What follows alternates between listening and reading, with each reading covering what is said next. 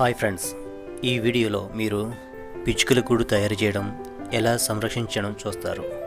నా కోసం కాకపోయినా కనీసం ఈ పిచ్చుకల కోసం అయినా లైక్ అండ్ సబ్స్క్రైబ్, కామెంట్ చేయండి.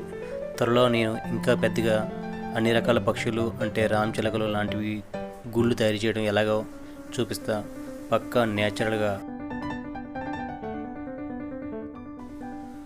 ప్రస్తుతానికి 2 పిచ్చుకలు మాత్రమే ఉంటూ 4-5 ట్రిప్పులు చెప్పిన ట్రిప్కి 2 లేక 3 పిల్లలు మాత్రమే చేశాయి. లైవ్గా చూడాలనుకుంటే మా ఇంటికి రావచ్చు.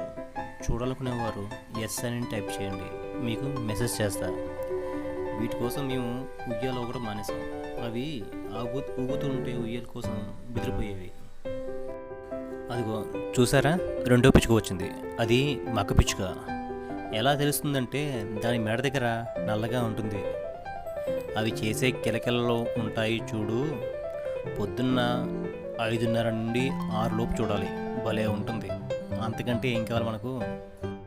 కొన్నాళ్ళ క్రితం అసలు పిచ్చుకలు ఏమైపోయాయా అనుకున్నా, మళ్ళీ చూస్తున్నాం చానాళ్ళకి.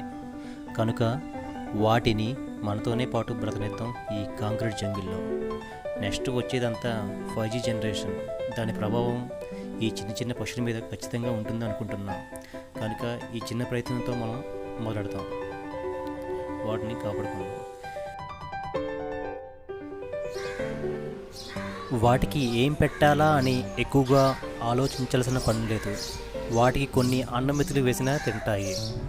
గిన్నెలో లేకపోతే పళ్ళెంలో కొన్ని నీళ్ళు వేసింది చాలు.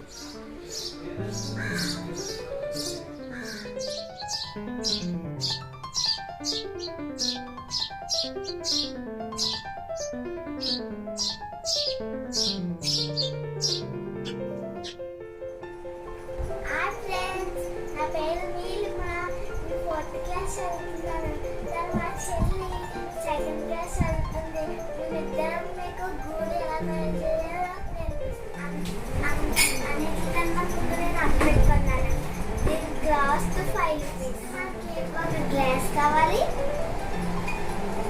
ఒక పెన్ కావాలి, ఒక ప్లాస్టర్ కావాలి, ఒక గ్లాసు అట్టి పెట్టి తీసుకొని ఇలా పెట్టి ఇలా పెట్టుకోవాలి.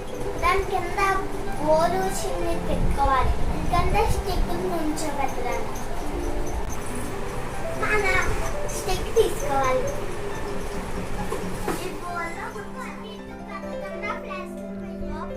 ఈ విధంగా ప్లాస్టర్ వేసుకోవాలి. మనం అంతా అయిపోయింది. ప్లాస్టర్ వేసుకుంటే అయిపోతుంది.